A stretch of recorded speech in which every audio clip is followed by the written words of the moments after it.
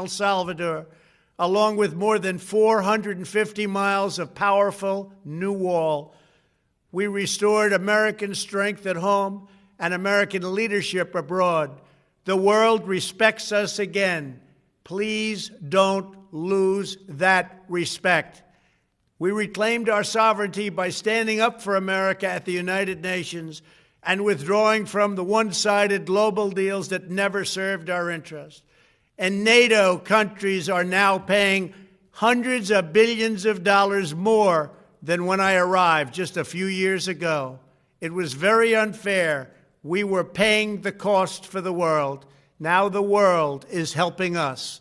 And perhaps most importantly of all, with nearly $3 trillion, we fully rebuilt the American military, all made in the USA. We launched the first new branch of the United States Armed Forces in 75 years, the Space Force. And last spring, I stood at Kennedy Space Center in Florida and watched as American astronauts returned to space on American rockets for the first time in many, many years. We revitalized our alliances and rallied the nations of the world to stand up to China like never before. We obliterated the ISIS caliphate and ended the wretched life of its founder and leader, al-Baghdadi. We stood up to the oppressive Iranian regime and killed the world's top terrorist, Iranian butcher Qasem Soleimani. We recognized Jerusalem as the capital of Israel and recognized Israeli sovereignty over the Golan Heights.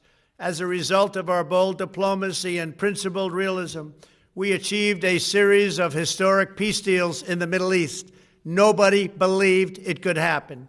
The Abraham Accords opened the doors to a future of peace and harmony, not violence and bloodshed. It is the dawn of a new Middle East, and we are bringing our soldiers home. I am especially proud to be the first president in decades who has started no new wars. Above all, we have reasserted the sacred idea that in America, the government answers to the people. Our guiding light, our North Star, our unwavering conviction has been that we are here to serve the noble, everyday citizens of America. Our allegiance is not to the special interests, corporations, or global entities. It's to our children, our citizens, and to our nation itself.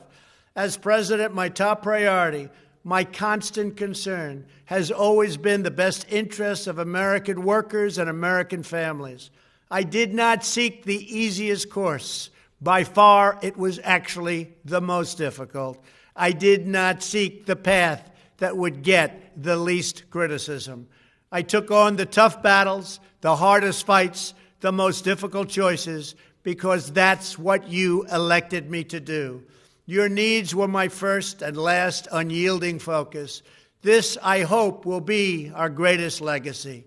Together, we put the American people back in charge of our country. We restored self-government. We restored the idea that in America, no one is forgotten because everyone matters and everyone has a voice.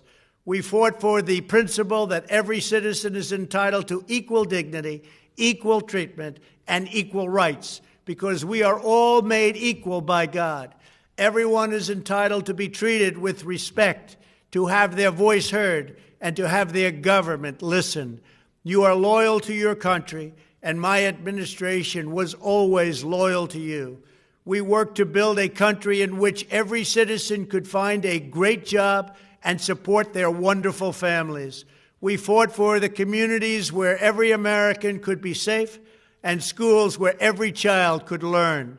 We promoted a culture where our laws would be upheld, our heroes honored, our history preserved, and law-abiding citizens are never taken for granted. Americans should take tremendous satisfaction in all that we have achieved together. It's incredible. Now, as I leave the White House, I have been reflecting on the dangers that threaten the priceless inheritance we all share. As the world's most powerful nation, America faces constant threats and challenges from abroad. But the greatest danger we face is a loss of confidence in ourselves, a loss of confidence in our national greatness. A nation is only as strong as its spirit. We are only as dynamic as our pride. We are only as vibrant as the faith that beats in the hearts of our people. No nation can long thrive that loses faith in its own values, history, and heroes, for these are the very sources of our unity and our vitality. What has always allowed America to prevail and triumph over the great challenges of the past has been an unyielding and unashamed conviction in the nobility of our country and its unique purpose in history. We must never lose this conviction. We must never forsake our belief in America. The key to national greatness lies in sustaining and instilling our shared national identity. That means focusing on what we have in common, the heritage that we all share. At the center of this heritage is also a robust belief in free expression, free speech, and open debate. Only if we forget who we are and how we got here could we ever allow political censorship and blacklisting to take place in America. It's not even thinkable. Shutting down free and open debate violates our core values and most enduring traditions. In America, we don't insist on absolute conformity or enforce rigid orthodoxies and punitive speech codes. We just don't do that.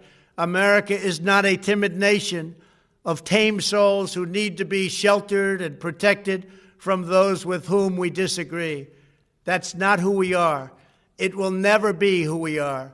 For nearly 250 years, in the face of every challenge, Americans have always summoned our unmatched courage, confidence, and fierce independence. These are the miraculous traits that once led millions of everyday citizens to set out across a wild continent and carve out a new life in the Great West.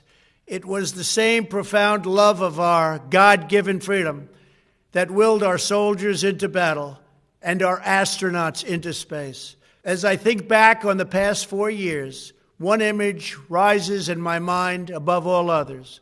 Whenever I traveled all along the motorcade route, there were thousands and thousands of people. They came out with their families so that they could stand as we passed and proudly wave our great American flag. It never failed to deeply move me. I knew that they did not just come out to show their support of me. They came out to show me their support and love for our country. This is a republic of proud citizens who are united by our common conviction that America is the greatest nation in all of history. We are and must always be a land of hope, of light, and of glory to all the world. This is the precious inheritance that we must safeguard at every single turn. For the past 4 years, I have worked to do just that. From a great hall of Muslim leaders in Riyadh to a great square of Polish people in Warsaw, from the floor of the Korean Assembly to the podium at the United Nations General Assembly, and from the Forbidden City in Beijing to the shadow of Mount Rushmore, I fought for you, I fought for your family, I fought for our country. Above all, I fought for America and all it stands for, and that is safe, strong, proud, and free. Now, as I prepare to hand power over to a new administration at noon on Wednesday, I want you to know that the movement we started is only just beginning. There's never been anything like it. The belief that a nation must serve its citizens will not dwindle, but instead only grow stronger by the day. As long as the American people hold in their hearts deep and devoted love of country, then there is nothing that this nation cannot achieve. Our communities will flourish. Our people will be prosperous. Our traditions will be cherished. Our faith will be strong. And our future will be brighter than ever before. I go from this majestic place with a loyal and joyful heart, an optimistic spirit, and a supreme confidence that for our country and for our children, the best is yet to come. Thank you and farewell. God bless you. God bless the United States of America.